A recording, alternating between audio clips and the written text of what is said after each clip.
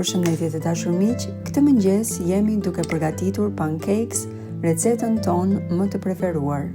Në një enë do shtojmë të gjithë përbërësit që patë edhe në video dhe do t'i trazojmë mirë bashk derisa sheqeri të tretet.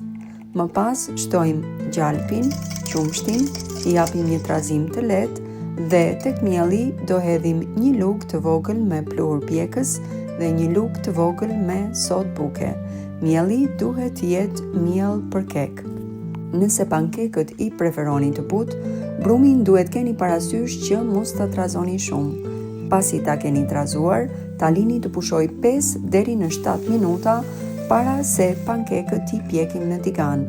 Te tigani kemi vendosur gjalp të shkrirë, do t'i pjekim mirë nga të dy anët dhe më pas do t'i shërbejmë të ngrohtë sipas dëshirës me mjalt, maple syrup apo edhe pak pekmez.